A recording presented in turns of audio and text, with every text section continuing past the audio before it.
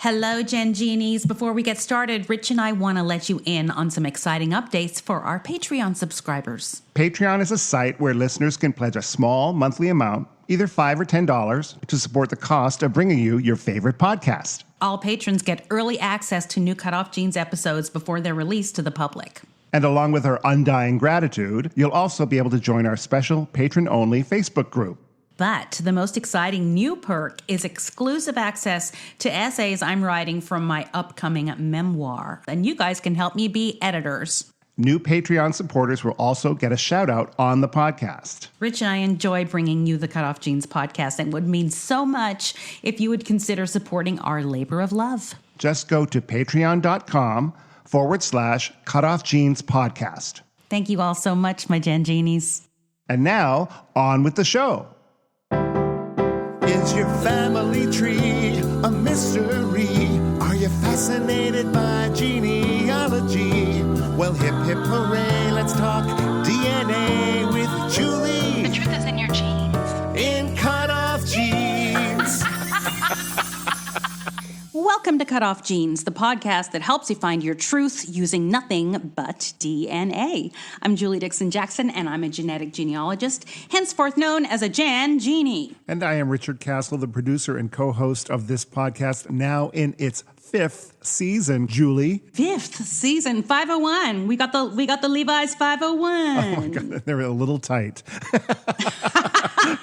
Ain't that the truth? You know you're of a certain age when you're at the Costco and you're shopping for jeans and you're like, oh, look at this. This has the stretchy waistband. Well, the stretchy everything. This episode 501 is the closest we'll get to a 501 in a while. Yes. I have a clarification corner. Oh, great. I got a message from Simona Wheeler McAngus. Okay. On December 4th. And I guess she had just listened to the episode where I was talking about family searches, how there was an announcement they'd completely digitized everything. And I was saying how I still couldn't get everything from, even if I was a member of Family Search, I still had to go to a library to view things. Yes. Right. So this is what she says. As I understand things, most of the completed digitized images of Family Search's vast holdings will eventually be browsable from home. Bear in mind, though, that it will probably be years before volunteers ever get to all these images indexed for fast and easy retrieval. Bare bones browsable simply means each frame of each roll of microfilm has been imaged in sequential order, but no handy index exists to help one quickly pull up the specific page or record image one wishes to review. I expect the only documents, books, or collections not viewable from our home PCs eventually will be the ones Family Search has restricted rights to, or those still under copyright. That I knew. But what she's saying in the first part sounds like how Family Search has been all along. Mm-hmm. So I feel like that announcement was a little early. Let's see what else she says. Bare bones browsable means researchers must advance through imaged records one page at a time, hoping to find a person or event being researched. Yeah, but I've always done that. No index exists yet. Picture loading a roll of microfilm on one of those clunky old microfilm. So they're saying that they have pictures of everything, but they're not all indexed. Right. It would be a huge project, I would imagine. Yes, yeah. and it has been. Yeah. But the indexing is what still has to be done. So thank you, Simona, for that. I appreciate it. That's a good clarification. Yeah, I think so too. Did you read that story? I think it was in the New York Times about how they found the tusk of a mammoth underwater in the ocean. Really? Yes. They were doing some undersea, search for, I don't know what they were looking for, but not mammoth tusks. And they found it. And they tried to retrieve it. It was like a remote vehicle because it was like 10,000 feet below, down in the water. And they tried to, and they broke off a piece, and they were like, oh gosh, we don't want to hurt any more of it. So they brought the piece back and they did a little carbon dating. And it's like one of the oldest mammoth tusks they've ever found, and they went back with the to find it again, and they got it, and they were able to retrieve it and bring it up. And they think that there are probably a lot of animal bones from prehistoric animals down there. And also they said it's so well preserved because there's no light and it's like as if they find something in a cave, and there's no Right. Yeah, so it's kind of perfectly. It's cold. It's just keeps her. And they were able to get the DNA, and they knew how old this animal was. They knew that it had children, like all this stuff from the Wow. bone. Yes. I missed that. Yeah, really fascinating. And again, Good catch. I know, right? But I mean, Yes. the whole field of DNA is so fascinating. How did I miss that? No, because it wasn't. It probably didn't say anything about DNA in the title of the article. Yes. So, Yes. but that is how they found out. I guess I need to put mammoth tusk in my search. But it's funny because it's the same type of technology that we use to find when we find bones of dead bodies, and we think, oh gosh, Yeah.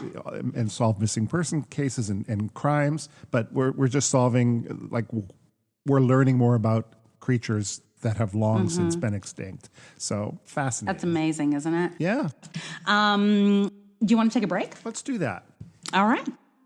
If you're enjoying our podcast, please subscribe, rate, and review, or consider supporting us on our Patreon page, patreon.com/CutOff Jeans Podcast. Now back to Julie and me. All right, we're back. And I made you watch something before we recorded because I wanted you to be in on this conversation. Yes, you did. And I'm glad you told me, but I'm horrified and scarred and shaken. Yes, yes. Okay, so on, I guess it was Sunday night, 48 Hours, the episode was entitled What Happened to the Perfect Child by this reporter, Troy Roberts, who's been around for years. We've seen him. So most of it showed basically the original story that started in 1997. Yeah, so 24 years ago. Yes, yeah, exactly. So this young couple from Georgia had gone to Russia to adopt children. They made it look like they were going to adopt one girl, right? Like they found her. Yes, but it seems like they found the boy once they got They there. did, which I thought was interesting. It's sort of like saying, I'm going to buy a suit, and when you get there, you're like, I'll take two. Yeah, exactly. So there was so they showed all the footage of her, and, she was a pretty smiling, happy girl. They were all the footage from after they brought her home was of them dancing around the house and her dressing up and blah, blah, blah, blah. But then they talked about how suddenly her personality changed. And there was an incident where the mother says that she had tried to throw the 4-year-old brother off of the balcony. That the girl that they adopted had tried to throw yes. Yes. Thank you. Yes. And she described it as her, seeing her, trying to throw him over, and she yelled, put him down. And they also tried to accuse her of trying to strangle the family dog. Right. And they had some video footage of her kind of looking, staring ahead, looking kind of psychotic, Yes, lots of that, and lots of her crying, and Troy Roberts interviewed her At the time. on camera. Yes, and she admitted to trying to kill her brother. Yes. She actually said that. They sent her to a psychiatric facility, and she was there for quite a while until their insurance started to run out. Yeah, she said she said that she heard voices telling her to do things. It sounded like she was a psychotic child, according to the story. Yes. Yes, and there was a psychiatrist that diagnosed her with having an attachment disorder. By the way, almost all adoptees have an attachment disorder. Okay. So I found that fascinating because he kind of put them together as if you have an attachment disorder, you're incapable of loving. They feared for the life of the boy, of the younger boy that had been threatened. Yes. So, and they did all this on camera, which was amazing to me. Again, there's something missing here. Yes. So there, we've talked, there's been a lot in I would not say in the mainstream news, but in the adoptee community about people rehoming their children that don't work out in their family, which is incredibly triggering for an adoptee. I'll just tell you that right now. But they didn't just rehome her. They returned her to Russia. Yeah. And what they did was they told her that there was a good psychiatric facility in Russia, and they were hopeful that they could help her. Yes. So they all four of them, including Troy, went back to Russia, and they put her in this place. the fact is, they were telling her they were hopeful that they could help her, but they had no intention of coming back and getting her. Right. They told her that they were going to come back in like 2 months or something, or 2 weeks, or I forget what it was. Whatever it was, they told her they were coming back, but it was pretty clear that they had no intention of coming back. Right. So, and the next day, Troy himself went with a hidden camera to the facility and to interview her to see how he's doing. And can I just say, there was more affection between Troy and this young girl. He seemed to care more about her emotional well-being than the parents did. Yeah. Did you feel that too? I did, yeah. I didn't know what to feel. I had a lot of questions. Yes. A lot of questions while I was watching this, you know. Right. And it looked like while he was visiting her at this hospital, they showed footage of the parents basically leaving to go back to the good old USA, to quote the mother, that's what she said. They couldn't wait to get out of that country and get back to the USA and get on with their lives. They had no intention of bringing her back. No. And that was the last she ever heard or saw of them, and them of her. Right. It was devastating. Like that first half of that episode, it is really, really devastating. I have two things that are going to be my takeaway. I mean, there's a lot to it, but the things that stick out the most for me as an adoptee is that this is the crux of what all adoptees internalize. The fact that as an adoptee, they felt like, and she was 9, we didn't mention that. She was an older child. She was an older child who had been given up by her birth mother. Yes, right. She'd obviously had so much trauma in her life. And there had been stuff in the records that the orphanage had not shown her, and it had shown the parents, and, you know, all of this other stuff. Right. But the fact is, if she was their biological child, they would never have considered that. Right. So all of this that you hear from the adoption community and the business of adoption is that, this child will blend. It'll be just like they're your own child. And the fact is, no. Because if she were their own child, they would never have considered returning her anywhere or kicking her out of their house. I remember this old Oprah episode years ago where this couple had 2 kids, and the older one turned out she was psychotic. She had bipolar or something even worse than that. But she was like dangerous. Yeah. And she had a younger brother. The parents ended up having to get separate apartments, and one lived with one and one lived with the other. Wow. And the parents would go back and forth because in order to protect that child, you know, but they're not going to get rid of their other child. Right. You just do what you have to do because it's your child. Right. And that's the difference and that is the difference between flesh and blood and adoption, regardless of what they want to tell you. Here's my truth. When I was a child, my brother physically hurt me often. I have a scar right here that is from when I was home for like one day. I have a time where my head was put through a plate glass window. And I had an arrow shot into my foot. And that's just a few off the top of my head. It was not a safe situation. My parents played it off as, you know, kids roughhousing. Right. Kids will be kids. My brother was twice the size of me. But in thinking about it, if it had become to where they thought that it was dangerous for us to be around each other, I feel that I would have been the one that was sent back because he was the first one there. And he was also the one that talked less about being adopted. You know, I have my mother's diaries, and, you know, the first child always gets more attention. There's always more pictures. That is just a way of life. But I can even tell in the way my mother talks about my brother in her diaries, he could do no wrong in her eyes, no matter what. Right. And so and I'm not saying, you know, you're always mom's favorite, but if it had come down to it, if it was an option for them, I think that they had to separate us, even though he was the violent one, I would have been the one that was sent back. Well, I'm sorry you feel that way, and you really can't answer that because your parents are gone. No, you can't. I can't. So I'm literally going from my experience Right. and how I've internalized it. And I don't even know if you were a parent of a biological child who had a major psychotic problem. I don't know. I feel so badly for these people because Yeah. what do you do? Especially if you have other children that you're worried about their Yes. safety. Like, what do you do? you make it work. Yeah. But you just don't send them back to Russia. No, I agree. And, I just want to add, again, we are watching a story that has been editorialized and, Right. they're only showing us a certain aspect, right? Of course. And Of course. how did they find this story? Why were the parents willing to talk to 48 hours at the time while they were going through it? It wasn't like they were talking about the past. I mean, they had already adopted her. How did that story get? Right.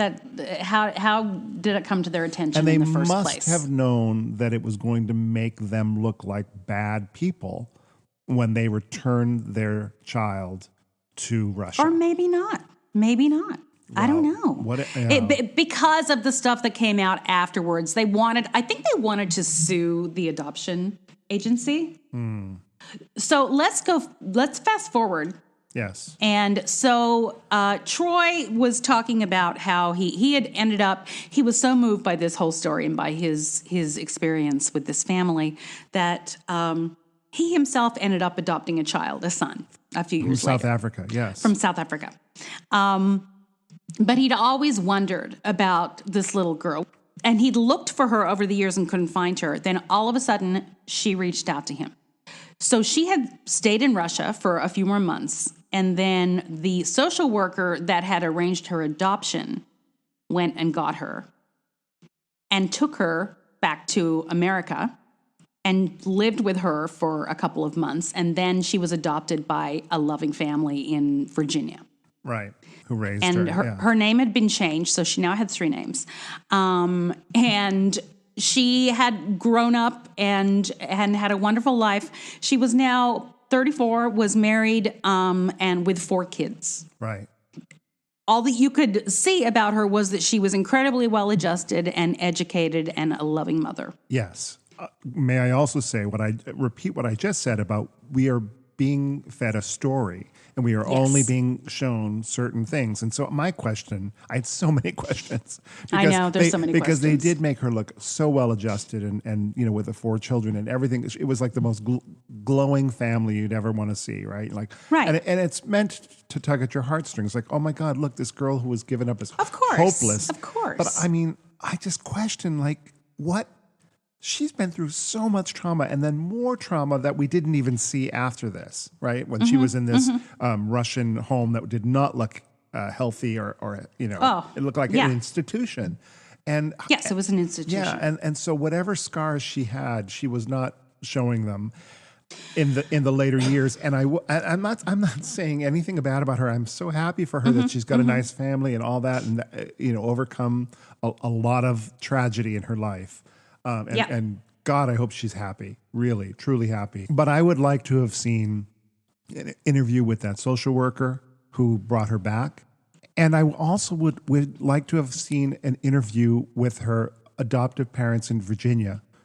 And what, you know what I mean? Like that was a big there was a chunk lot missing. Like what kind Absolutely. of trauma? Because the other Sure. parents said she was catatonic and she was psychotic and she was, Well, and so I'm like, so yes. she came back and she was just fine? Like it doesn't make sense. Yeah, obviously there had been work done. Yeah.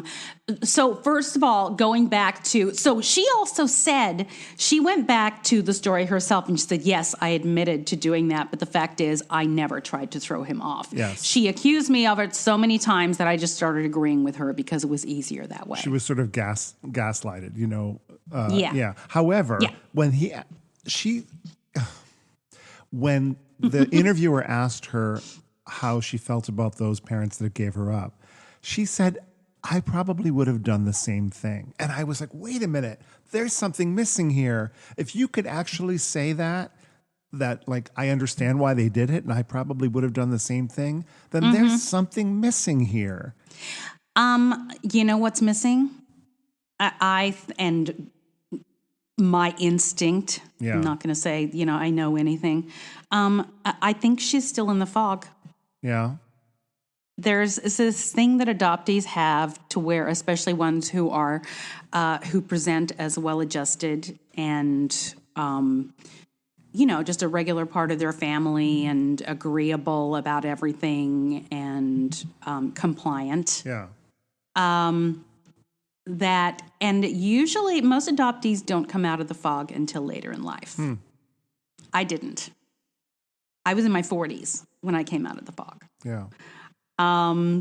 So I think maybe there's more that is going to happen or that she's going to go through. Right. Possibly. This is how I related to it in that, and again, I am not a parent, and I am not adopted. Right. However, I adopted a dog, a very Yes, troubled. he is problematic. Yeah. A dog, a dog that when we got him was so wild and so crazy and so disturbed, he was vicious to people and to animals, and it was really scary. And I thought, did we make a mistake? But even with that, I thought, no, I made a commitment to this animal and I adopted it and got whatever I have to do in my life, I am going to do and make he's much better now. But I mean, we've had him for 5 years. It's been a long, long road, an expensive road, and expensive emotionally and financially. And but I personally feel like I made that commitment to this animal and his life, and I wouldn't give him up over my dead body, Right. And right. So I can't imagine how you can make a commitment, such a big commitment, where you actually went to Russia to pick up this girl. Okay. So now we get to this. Okay. So Jamie Weiss, who is a listener, and she's also an adoptee and adoptee rights advocate, she posted a whole thing in the Facebook group about it. And I'm actually going to have her on the show in a few weeks to talk about her experience. But what she said, so much of it was like, oh, you're so right. So I'm going to read you what she wrote. She said, I watched it today and I could see beyond the eyes of the parents and the girl and tell that there were issues there, but it wasn't that the girl was homicidal. I basically surmised that the issues were, and it was confirmed when the girl, now an adult, later spoke. Here is my summation of what went down. 1, infertile couple wants a baby but can't have one, so they turn to plan B. That's pretty much what happens with everybody in adoption. Nothing was presented in the show about this, but I feel like that has to be a reason that these two adopted an older child from Russia. I don't think that was a choice because that lady wanted a baby. There was something behind that decision. Not exactly sure what, but I wouldn't be surprised to find out that they were not approved for domestic adoption, so they turned to international. That happens a lot, by the way. I believe the mom has some mental health issues. This is Jamie speaking. I'm quoting Jamie. She came off flat and manipulating to me. And that was before the adult girl spoke about anything. And really cold. I thought that she felt very cold. Yeah. Yes. The mom really wanted a baby, not a 9-year-old. That's why when they got to Russia and saw this very young boy, they just had to have him. And then she needed to get rid of the girl because the younger child was all she really wanted. The mom really wanted a baby. The boy, much closer to being a baby, was the favorite and prized possession of the mom. I bet the 9-year-old became a sort of Cinderella. I bet the woman used her as a babysitter and a maid. So, of course, the girl became jealous and resentful. I can see that. She wanted the mom's attention and affection. After living in an institution, she essentially got the carrot of love dangled in front of her, only to then have it yanked away and given to someone else. She was, by the way, ultimately, the one thing for sure is that she was incredibly depressed, which is not surprising. Sure. Yeah. Because that happens so much with international adoptions of older children. And the last thing she put in all caps, trauma. Yeah, of course the girl is having trouble attaching, and it was drawn at times. Trauma. And amongst everyone in the episode, the only person who really acknowledged the trauma was the reporter. Not the parents, not the agency, not the psychiatrist, the reporter. Yeah. Right. Yeah. And I did like that personal aspect to the story that Troy Roberts, that he added that the story haunted him so that it actually changed his life, and that he went and adopted a boy. And they interviewed the boy, who's now an adult himself.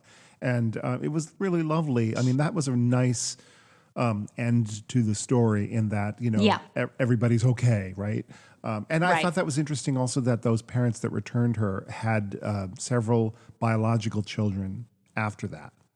Yeah, that's really surprised me. They didn't appear on camera. They didn't want to be interviewed, all these years later. Which was probably smart. I just want to, because this actually is what I was getting at with Jamie. I just want to finish what she wrote. Oh, sure. This is what happens when our society is so brainwashed into thinking adoption solves so many problems. Even the dad, an adoptee. By the way, the dad is an adoptee. Yes. And by his statements, it was obvious he had a lack of self-awareness and hasn't worked through his own adoption trauma.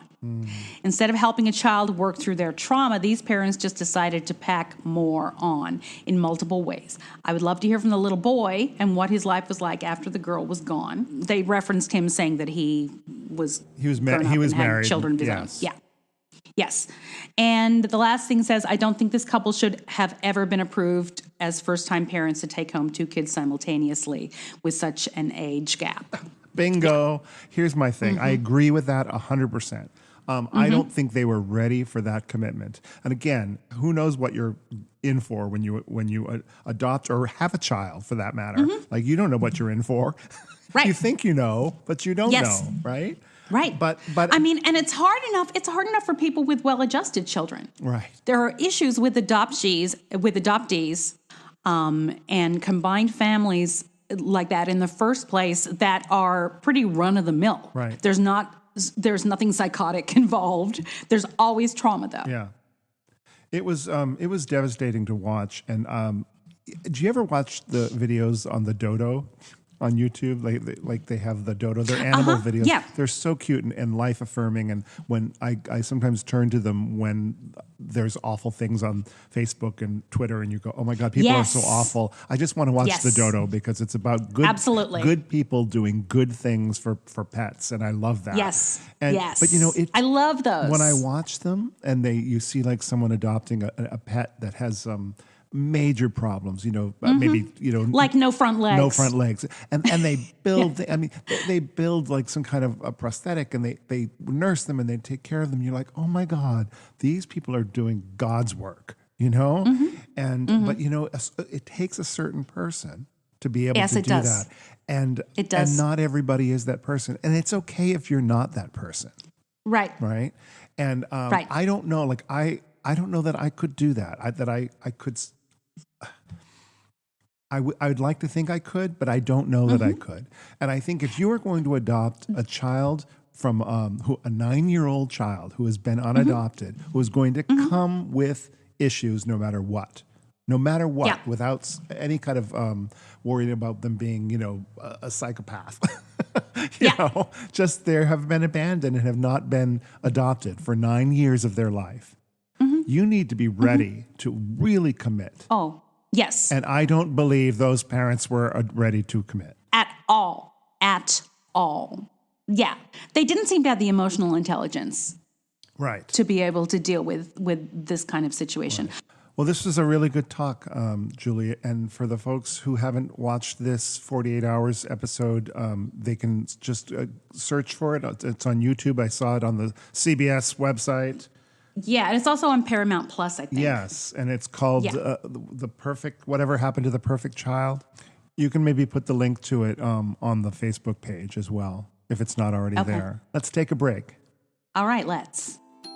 Thank you for listening to Cut Off Genes with Julie Dixon Jackson and Richard Castle. You can support us by going to patreon.com/Cutoff Genes podcast. Now, back to the program. All right, guys, it is story time. I'm so excited about this one. This is my friend Michele East, who I have known for several years. I actually went to her house to record this interview, which was heaven because I haven't seen her in so long. She's been all over the country in the last couple years. But it was just so good to see her and to be with somebody in person. Oh Nice. my gosh, it was so great. Anyway, Michele has an incredible story that I became involved in at the very end.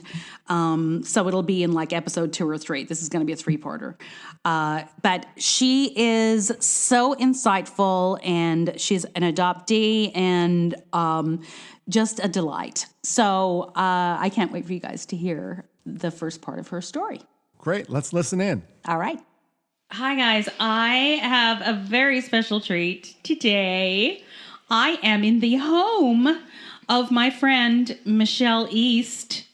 And here she is. Say hello, Michele. Hi, Julie. Can we talk about, first of all, your dog is snoring?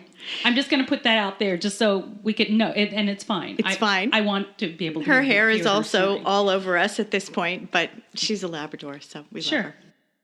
Hey, Michele. Hi. Tell us about yourself just before we get into this is, you guys, this is a huge story. It's going to go for several episodes. I'm just saying right now.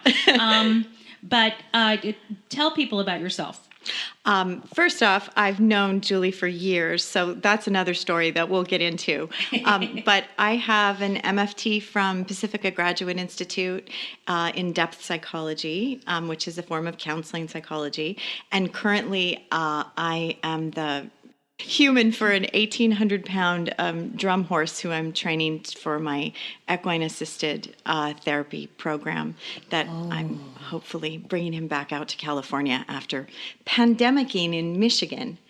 Happy to be back in California where it's 75 degrees. Can I tell the story about how I know you? Tell the story about how you know Well, me. my husband, who's a musical director, also knows you, and that's a whole different rabbit hole. Yes. And that's a great stories in there. But I know Julie because I was waiting tables at a dinner theater in Claremont, California, saving money to go to Europe for 6 months. I was going to get out of the Inland Empire, which is a good portion to kind of dovetail onto my story. I wanted out of the Inland Empire. And Julie was the lead in Evita, a little musical that I think your fan base probably is aware of. And not only did you sing it so exquisitely, and you just killed it every night, and we would get our dinners, and I would go up into the light booth with my friend Sean, and we would watch you every night. And That blows my mind. one particular matinee, there was an earthquake. Uh-huh. I'm watching this from the red curtains in the back of the theater because it wasn't very far. I think it was probably the first or second number. Yeah. Yes, And it was. was so it share Buenos my Aires? glory, so share my coffin. Right? Yep. So an earthquake is happening. People are freaking out. Does Julie freak out? No. Who stands there and keeps singing? You. And I got to see it. I got to see it happen. It was amazing because we just had a rather large earthquake a few weeks earlier than that, and so any kind of tremors that we got, it felt like this could be the big one. But yeah, it was the middle of a matinee, and it was during, and it was hilarious because it was right after the opening of the show where it was there's the big three number. Avas. Yeah, there's Yep. the three Avas, and the last line is "So share my glory, so share my coffin," which was perfect. But the other two Avas, the copy Avas, were behind me, and they each darted off. They bolted. Off stage, and a lighting gel, fell right on the ground, right in front of me. Yep. And I just kept going. Were you in the brown? Were you in the suit at that point? No, I was in the What were I was you in the wearing? morning thing. I was in the thing that had the Buenos Aires dress underneath it. Yes. So I was in like some kind of like house dress and a Well, you cape looked or great. something. You looked Oh, great in yes. everything. Well, thank you. So I have the honor of that story. I tell everybody that after story. we met, after we You like, worked with we knew Dave. each other. After I worked Right. with Dave, we Yeah. got to talking, and we discovered, because we're both adopted, and so we've always kind of bonded over that. Right. But somehow it came to, I think maybe I was telling the story, and you said, "Wait a minute, were you That the was you. Ava at the Candlelight Pavilion?" Yep. And I'm like, It was such a "Yes, big reveal. I was the Quake Ava. Quava. Yeah. Yeah. Okay. That's I amazing. love that. I love that I too. love that, and I love that somebody I know now knows that story. I get to bear witness to your glory. For real. And you were like real musical theater. I dabbled in it. I was more the chick singer, like, tootling off to the Whiskey A Go-Go when I was 15, 16, hanging out with like the hairband guys. Right. And that was all fun. And, I had no parental supervision at that point. Sure. So that was, Okay. that's another part of the story. So speaking of that, why don't we dive in? Why don't we dive into your story? And I've already, obviously, I have adoptees and on the show, and I've already basically said you're an adoptee. But please start with the story. Touch on what your childhood was like, and then what the huge event was that changed everything. So I was raised in a very big Italian-American family in the Inland Empire. I think our homes were mainly in Pomona, Ontario, and I have an older brother who I've also been recently in contact with again, which is wonderful. And he is, my adopted mother and father are Jean and Marie. Easier if I call them by their first names. Okay. Just because there's so many people that I'm going to be mentioning in this story, it's so much easier just to say first names. When I talk about my family, I always say, these are the people who raised me. When I refer to as family, that's first generation who raised me. Jean and Marie, I think they kind of had everything they had wanted to purchase, but they didn't have a little girl. So I'm pretty sure that I was adopted to save a marriage. I'm thinking at the time, my brother is 10 years older than me. And at the time, I think things were pretty nice. I think they had a pretty stable home life. They had everything that you would want in 1965. But, somebody was missing. So my purpose is already established at that point, which now I understand that. Even just recently, I understand that. So my birth mother, Peggy, who I'm very close with, and that's something I'd love to talk about and touch on at some point, she was in a pinch. She was in a bit of a pickle in 1965 in Long Beach. Okay. And she was pregnant and she was sent away. And I always feel really protective of her and careful about what I reveal because it's her story. And yet she's given me permission to say pretty much what I like. And she now lives in Oregon and is really content. She has a really nice life. And she actually doesn't live too far away from my brother who I was raised with. Does she have other kids? Yes.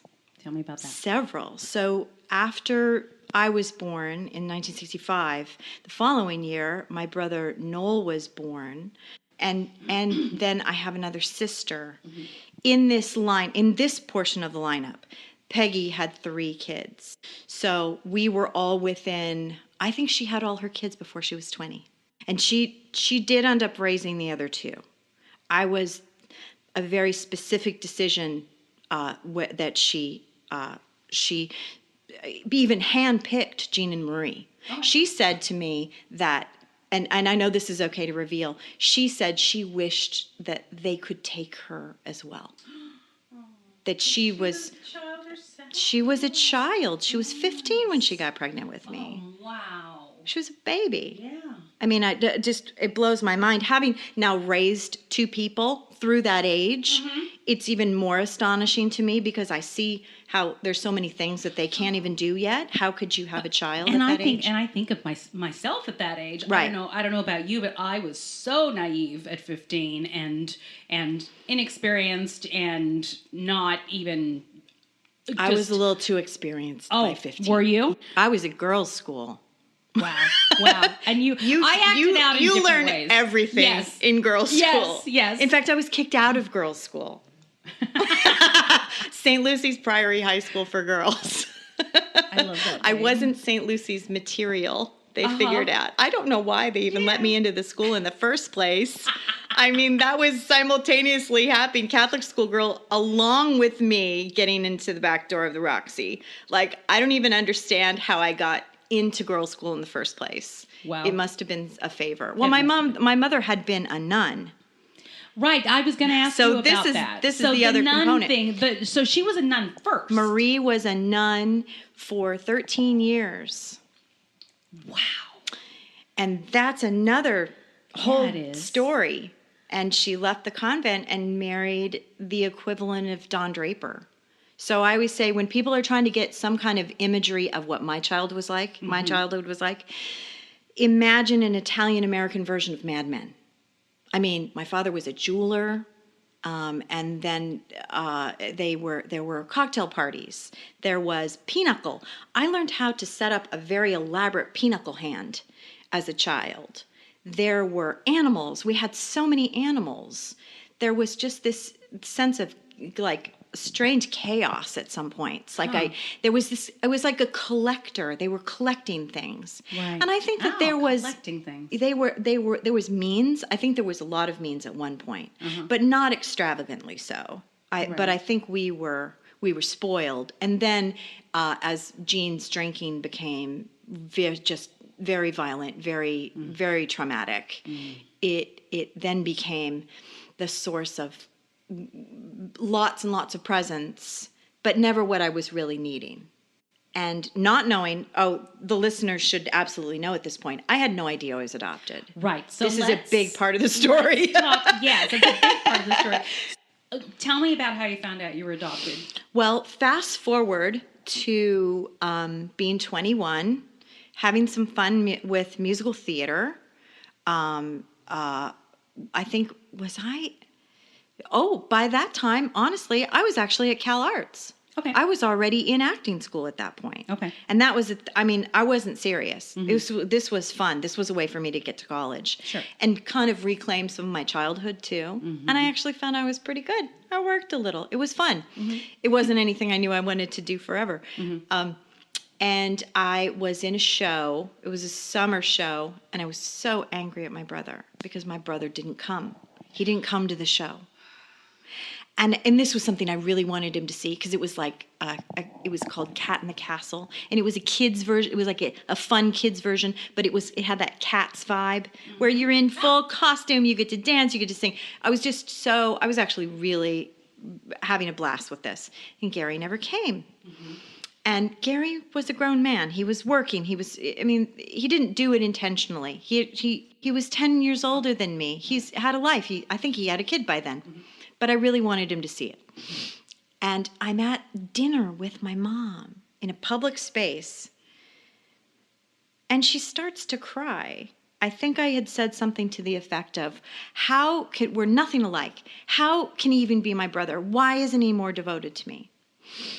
And something, the dam finally broke, right? For 21 years, she had a silence cast on the family. No one was allowed to tell me. You're talking about a huge family. I think last count I have something like 32 cousins, 7 aunts and uncles, almost all of them, a whole chunk of them still in Italy because they're first generation Northern Italian. Big, loving, wonderful family, but the little chunk of my family, there was just lots of twisty things going on. So I laughed and I said, what is he, my half-brother? What is he, like, what's going on? What, am I adopted or something? I said it, that came out of my mouth. And she said, what if you were? And my mind, like, you're in a public place, right? You have to keep it together. And what do you do? What do you say? How do you actually respond to that? Because the first thing, and I'll go right to it. How did you respond to that? The first thing I asked, I didn't say, who's my mom, who's my dad? I said, am I still Italian? That was very important. It's so important in my family to be Italian and Catholic. We have a restaurant. We have a bakery. They still speak. Like, it's such a big deal to be Italian. And you are, right? No. Not at all? Not even a lick. Not even a percentage. I'm really sorry. I think once in a while, a little area pops up between the northern Italian and the German border, which is funny because that's where the restaurant is. That's so funny. But the Italians in my family go back. There's actually a genealogy book that they have since 1753 that starts in Venice, Italy, from my great great whatever ancestor, he would technically be adopted ancestor, sold his armor to buy land in Lago di Garda, which is this beautiful lake district. It's easy for you to say. It's a farm. It's a farm. But that's how detailed and the family line is, that all the brothers and sisters, all the stories, the thought of not having that be mine was annihilating. Oh, wow. I keep a picture. My adopted grandmother, Amina, to this day is the person I try to be every day of my life. Mm-hmm. Funny, keep your secrets, kind, cook for you, be there for you, but not in a martyr kind of way. Yeah. Just because she's your people. She's your person. So going back to the dinner. Then I'm at the dinner. Yeah. So we left the table because we really couldn't carry on. She's crying. I'm 17 different feelings person going through my head right now. Like I could not even. Well, this is what I'm feeling in general in the adoption community, and the people that we need more words. We need more words to describe our feelings, and feelings are my business. Mm-hmm. Feelings are what I do. I'm in mental health, and I feel just inadequate sometimes to explain the incredibly complex feelings, even when I'm experiencing now.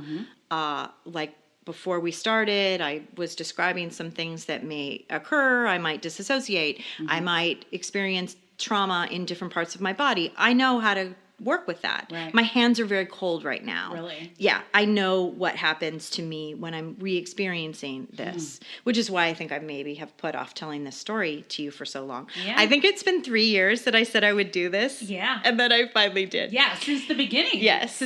So we went back to her apartment, and my mom had been very sick by then. She had a later stage of breast cancer. And so I'm in college. I'm trying to just be a normal 21-year-old young woman, trying to figure out what my life is going to be. Is it my own? And we sat, and she told me as much as she knew. And I remember not feeling like I could, or that it was kind of disrespectful to press her as to why she didn't tell me. And I think there is an old way of thinking in the closed adoptions. I still have not seen my birth certificate, like so many people. I don't know who the gentleman is. I mean, I know who he is now, but at the time, all we had was amended birth certificate. Right. And so it was, we wanted you to feel like you were one of us. And truthfully, I did. My voice, the way I speak, my mannerisms, across the board, I never questioned that I was not either Rossi or Scarcella or Pezzaveno, any of the names floating around in my family. Never questioned it. I even look so much like my cousins that it's a bit spooky. in hindsight, now that you know this, were there any things that you should have noticed that you just missed about being adopted? There was something. This just tells you the influence that my adopted parents had over me. My brother was married for a time to a woman that I think she had her own qualities, but I think I pushed a lot of her buttons because I was very spoiled.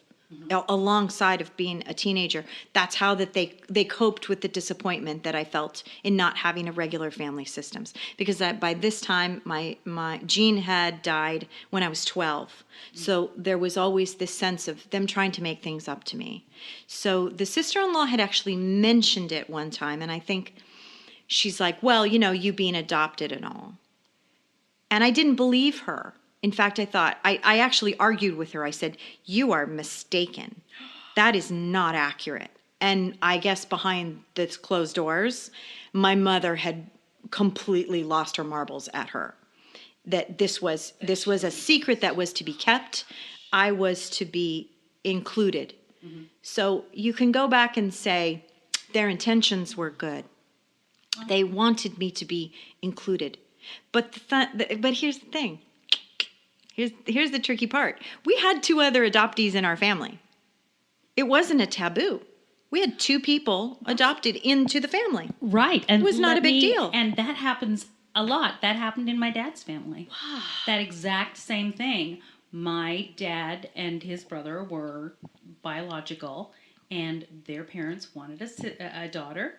And so they adopted my Aunt Diane. And everybody knew but Diane. Everybody, including us, who were also adopted. My dad's kids, me and my brother. And you knew, right? And I knew. You knew. Although I had forgotten about it. And what was interesting about that is that when I went back to Australia, when I found my biological mother, I went back to Australia and I was hanging out with my grandmother, my dad's mother, and she got this real worried look on her face all of a sudden. She said, "Julie, now that you've found your mother, you won't tell Diane she's adopted, will you?" And at that point, I had completely forgotten, first of all, that Diane was adopted.